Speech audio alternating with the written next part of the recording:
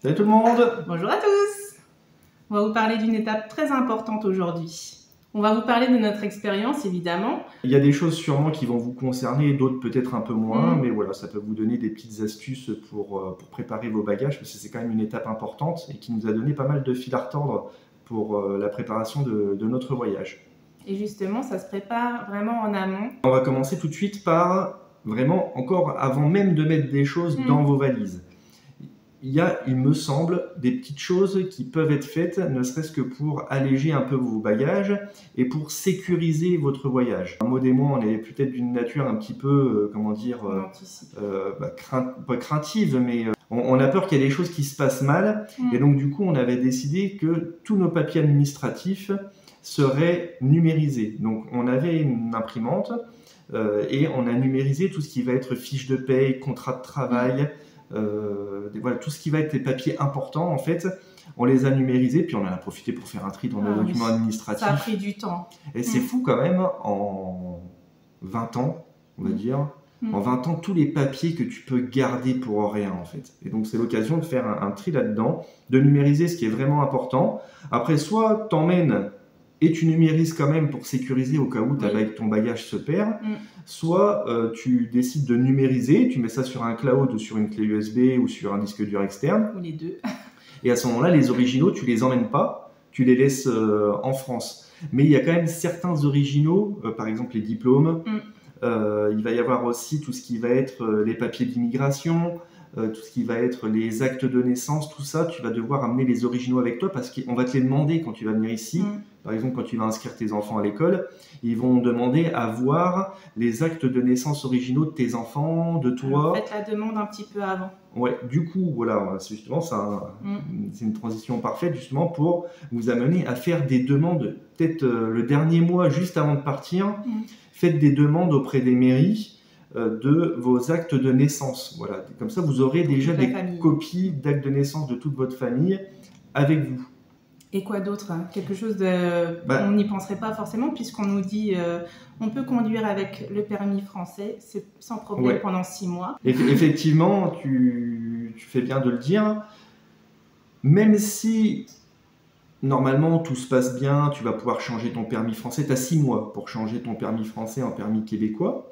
Mais peut-être que dans certaines situations, et dans la mienne c'est le cas, tu peux craindre que ça prenne plus de temps. Donc moi, pour border le tout, j'ai fait une demande de permis international pour être sûr de pouvoir conduire au Canada, même s'il y a du retard dans le traitement de ma demande de permis de travail ouvert. Donc du coup, j'ai fait la demande depuis la France, c'est une demande qui est gratuite. Je t'invite à aller voir, ici ou ici, je ne sais pas où est-ce que je te le mettrai, sûrement là-bas, la vidéo sur une demande de permis international, permis de conduire international, sachant que entre le moment où on a fait la demande, où j'ai fait la demande, et le moment où j'ai reçu le permis international, il s'est passé à peu près 2 mois, 2 mois et demi, quelque chose comme ça. Voilà. Une autre dernière chose, puis après Maud enchaînera sur autre chose, c'est vos papiers d'identité. Vérifiez que vos passeports et vos cartes d'identité ne vont pas expirer quelques mois après d'être arrivé au Canada, parce que vous allez être dans le stress, dans le jus de devoir renouveler vos papiers, en plus depuis l'étranger, etc. Donc vérifiez que vous avez un peu de marge quand même sur votre carte d'identité, sur votre passeport. Voilà. Nous, on avait tout refait. On a fait faire des cartes d'identité pour nos enfants, on avait refait leur passeport. Le mien aussi, le tien, il était encore valable pendant 2-3 ans, donc on l'a laissé. On le renouvellera depuis ici, et puis voilà, comme ça, voilà, en tout cas, nous, c'est ce qu'on avait fait, quoi. Oui. Lorsque vous avez l'intention de venir, forcément, vous allez choisir votre compagnie. J'ai choisi Air Transat vraiment à chacun de mes voyages, sauf une fois avec toi, et ça s'était pas très bien passé. Ouais, mais franchement, c'était... non, c'est pas grave. Une petite expérience, on avait pris Air France, et puis en se disant, oh, on va mettre un peu plus, et puis on sera bien, on sera sûr qu'il n'y a pas de problème. Et au final, c'était catastrophique. C'est notre expérience. On a raté notre avion, etc. Donc non, on n'a pas. ils nous ont fait rater Bah oui, notre avion. mais On l'a du vu coup, partir. J'étais enceinte de 6 mois. Hein. Ils nous ont ouais. fait vraiment l'enfer. Et ce sera l'occasion de vous faire une petite vidéo là-dessus, peut-être. Je sais pas, mais c'était une catastrophe. C'est Mm. pas grave, c'était notre expérience. Ça s'est pas bien passé. J'ai voyagé avec Air Transat avec ma famille vraiment de nombreuses fois. On est venu visiter notre famille au Québec, en passant par Montréal, en passant par Québec. Ça s'est plus ou moins toujours bien passé. Donc, je me suis dit, on vient quand même avec notre vie.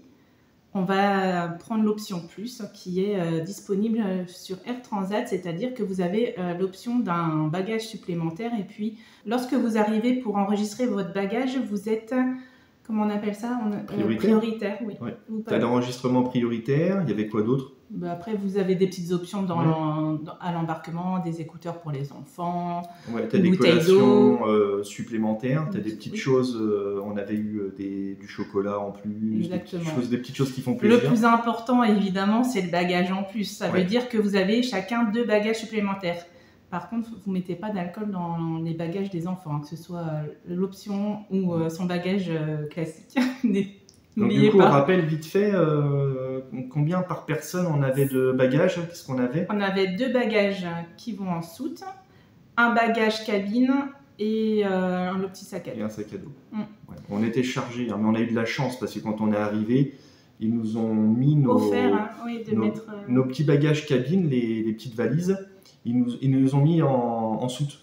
Voilà. Donc on a eu de la chance. Petit rappel, simplement 23 kg pour les valises. Les petites n'ont pas vraiment de poids, c'est simplement vous devez pouvoir les mettre vous-même dans Exactement. le petit coin exprès. Et nous, comme je vous disais, on nous les a offerts directement à mettre dans la soute. Le sac à dos, qui est normalement possiblement à mettre devant le siège, ils ne nous ont pas fait mesurer ni peser. Évidemment, il faut respecter les tailles et le poids, c'est normal. Tout est expliqué sur le site Air Transat, où vous avez aussi un chat, ils répondent. Ils mettent un peu de temps, mais ils répondent. Et moi, je les ai appelés plusieurs fois. Ouais, faut pas J'étais hésiter. stressée. Faut pas hésiter. Je crois que Maud, elle a dû les appeler peut-être 3 fois. Ouais. Ben, je Pour le être sais, c'est sûr 3 de fois. la quantité d'alcool qu'on ait le droit de prendre, parce Oui. qu'on devait en amener pour la famille ici. Voilà, on avait. Oui. Le D'ailleurs, poids pour et tout ça. l'alcool, si on vous demande pourquoi vous avez pris l'alcool, vous dites bien, c'est pour votre consommation personnelle. Pensez également à vos appareils qui contiennent des batteries. C'est interdit de les mettre dans l'avion. Il faut que c'est interdit de les mettre en soute. Il faut que vous les preniez avec vous. Dans le cadre. Bon, vient au moment où tu vas commencer à remplir tes valises. Alors, tu peux les remplir par thème, tes valises. Après, tu fais comme tu veux. Mais tu vois, par exemple, nous, on avait 8 grosses valises. Et tu vas pas mettre les jouets des enfants un petit peu dans toutes les valises, les habits des uns un petit peu. Voilà, ça paraît évident comme ça, mais équilibre bien aussi le poids parce que vite fait, vu que tu vas avoir quand même masse de quantité de choses à amener, tu vas vite fait d'avoir une valise qui est super lourde où ça prend pas beaucoup de place, les articles lourds, et au contraire, une valise où elle va être complètement blindée, tu vas plus avoir de place, mais par contre, au niveau du poids, tu ne vas pas atteindre le poids des 23 kg. Donc voilà, il y a quand même une certaine gymnastique à faire pour peser les choses et puis bien équilibrer en fait le poids de ces valises, simplement. Moi, j'avais acheté le pèse-valise de chez Action. J'en avais pris 2 et c'était pratique. Ouais, ça nous a été bien utile. Bon, on a quand même galéré à fermer nos valises. Hein. Je veux dire qu'on s'est assis dessus et tout ça. Et d'ailleurs, ça nous a amené après à sécuriser tout ça. On y reviendra tout à l'heure. Les valises, on les a achetées chez Nose. Je voulais pas du très cher. Pourquoi? Parce que toutes les fois où on a voyagé, j'ai récupéré mes valises minables. Ouais. On le sait, c'est vraiment régulier. Puis on a bien fait au final parce que c'est ce qui est arrivé. Hein.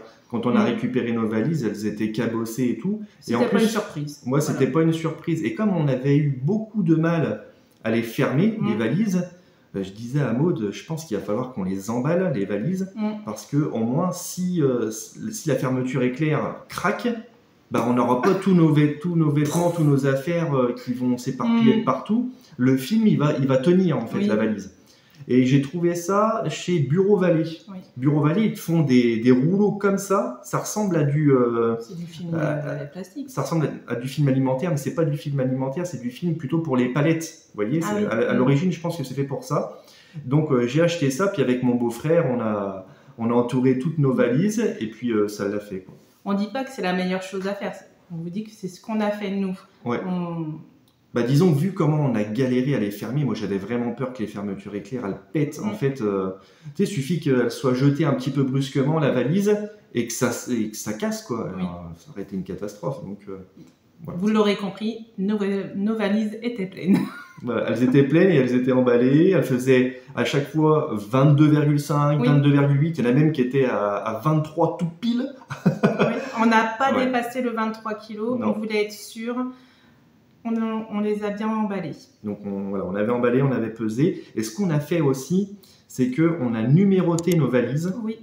et on a fait une liste sur nos téléphones où on avait marqué valise numéro 1, ce qu'il y avait dedans, valise numéro 2, ce qu'il y avait dedans, etc. jusqu'à la valise numéro 12, Ça, puisqu'on c'est du avait, génie. Hein. on avait 8 grosses valises et 4 petites valises, en plus de sac à dos. Et comme ça, quand tu arrives, tu galères pas à savoir où sont tes affaires. Oui, tu sais, oui. en fait.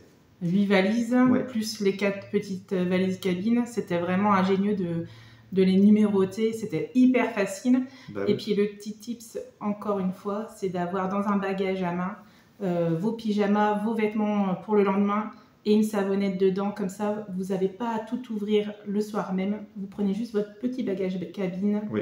et vous êtes tranquille. C'était super. Hein. Oui, ça c'est sûr que ça nous a fait Vous gagner arrivez du temps. fatigué, vous mettez pas du stress en plus, ça ne sert à rien. Faites-le en amont.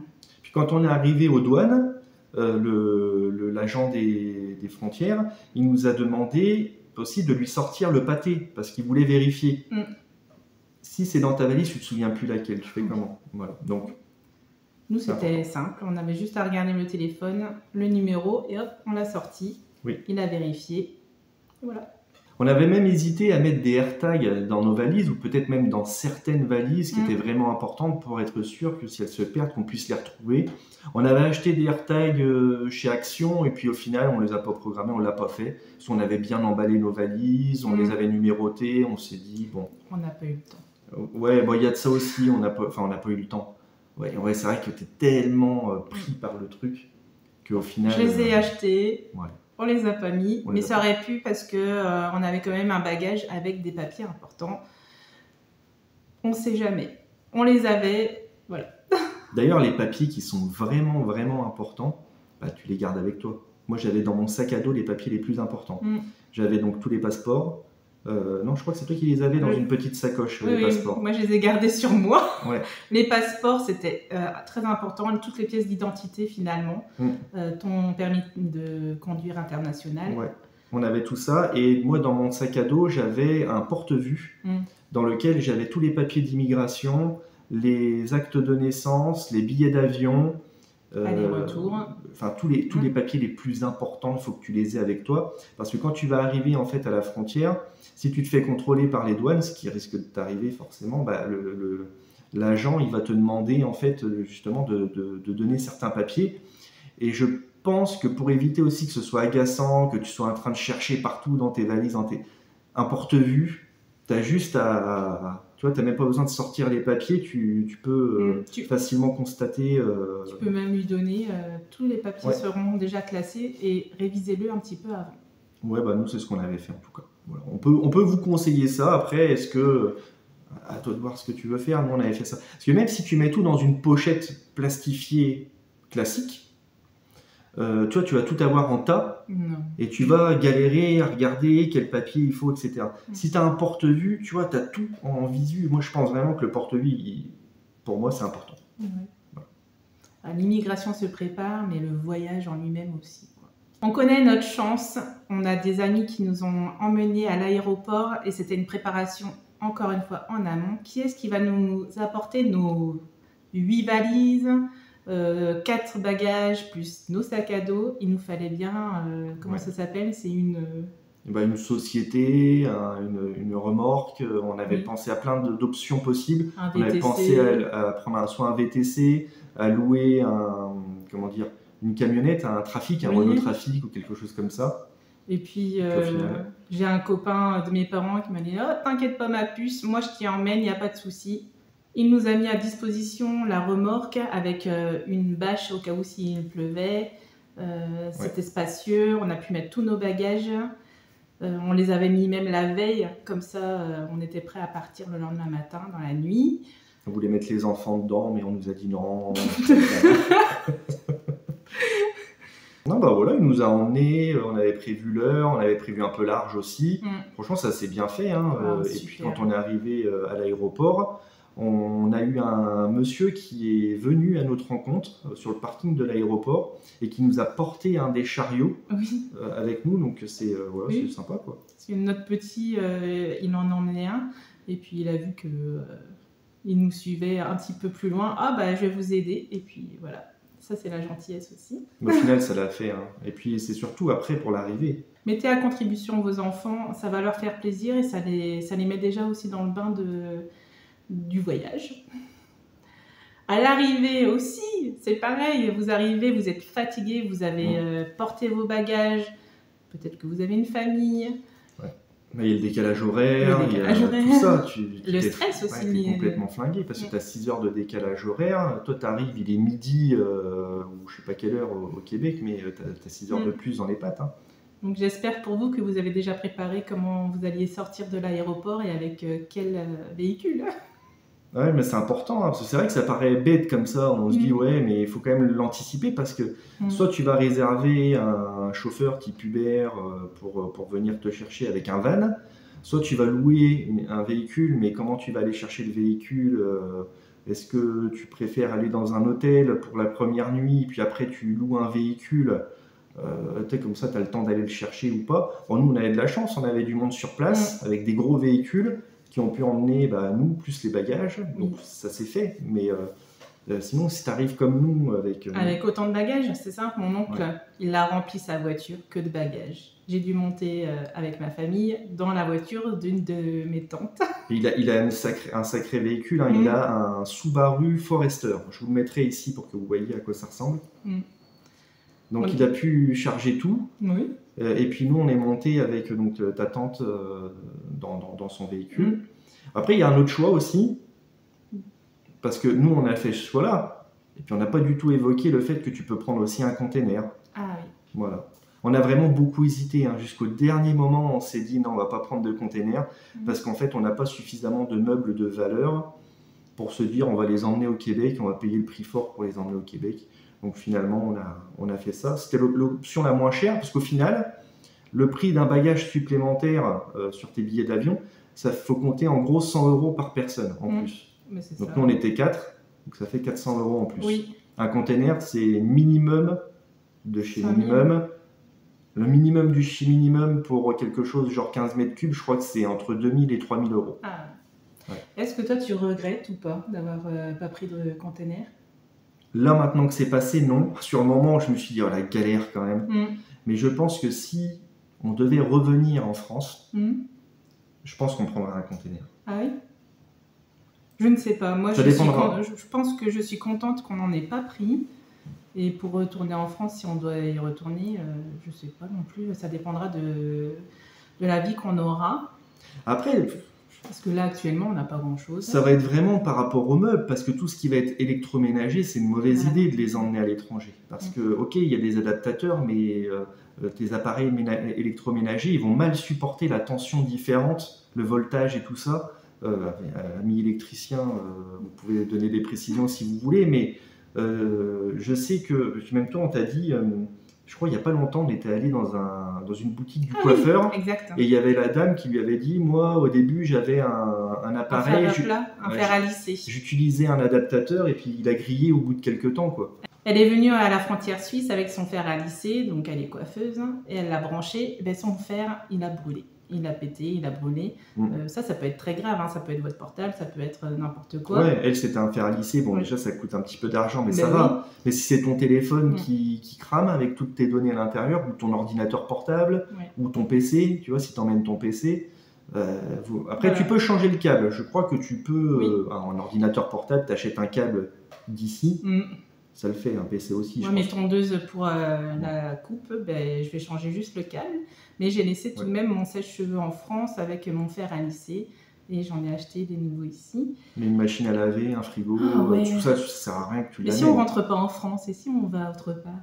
Ouais, je sais pas. Ouais. Moi, ça me tenterait. Hein. De toute façon, dès qu'on est arrivé ici, on avait dit que... On a beaucoup de projets, on a beaucoup d'idées. Hein, on venait au Québec et on n'a qu'une vie. Hein. On se dit pas... Wildlife. Ouais, voilà. On se dit, on verra. C'est peut-être qu'un jour, on sera... je sais pas, peut-être autre part au Canada ou alors... autre part dans un autre pays, je ne sais pas. Bon. La Norvège, peut-être. Hein? La Norvège. En Norvège. Je sais pas. N'empêche, ça doit être beau. Hein. J'aimerais bien aller visiter. Bon, bref. Bon. On s'égare. Oui. Pour tout vous dire, on a eu une immigration douce. On s'était préparé. Quoi? Ah oui, non, mais l'agent d'immigration, il faisait son travail. C'est ça? Ah oui, exactement. Il faisait son travail, ça je suis bien d'accord. Exactement, il faisait son travail, je suis bien d'accord. Ça nous a mis un coup de stress pas possible. Mais on était préparés. Je te mets un petit extrait ici si tu veux.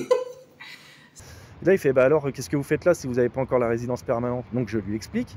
Je lui fais, on est suivi par un cabinet d'avocats en immigration de Montréal, donc pour être sûr que ce soit fait dans les règles, etc. Il nous a assuré que c'était quelque chose qui était courant de procéder de cette manière. Ah ouais, moi j'en ai jamais vu des comme vous. Et puis, c'est quand même bizarre. Moi, je pense que vous auriez dû arrêter. Il nous a même dit, vous devriez changer d'avocate. Donc là, vraiment, on a flippé. Moi, à ce moment-là, j'ai vraiment cru qu'on n'allait pas quitter l'aéroport. C'est vrai qu'on a eu un petit coup de... Ouf. Mais il faisait son travail et puis on était préparés. Vraiment, c'est ça le maître mot, je crois. Se préparer, faire des notes. Et puis on est arrivé dans une situation un petit peu particulière où moi, j'ai pas de permis de travail encore. Parce qu'on demande un permis de travail ouvert transitoire et que il faut, pour maximiser nos chances de l'avoir, il fallait que je sois là pour le faire. Donc du coup, ça nous a mis un peu le stress. Mais si toi, tu arrives avec ton permis de travail fermé ou un PVT. Ouais, ou un PVT, etc. Déjà, ce stress-là, tu ne l'auras pas. La seule chose, c'est que va falloir que tu aies tes papiers bien rangés dans un trieur pour les montrer à l'agent d'immigration quand tu vas arriver. Voilà, c'est tout. Alors, on va vous faire un gros bisou et bonne préparation à vous. Allez, on vous dit à bientôt. Bye bye. On a remarqué que vous étiez de plus en plus à nous suivre. Ça nous fait super plaisir. Alors, pense à nous laisser un like si tu aimes cette vidéo et puis à t'abonner. Merci pour vos commentaires. Bisous, bisous. À plus.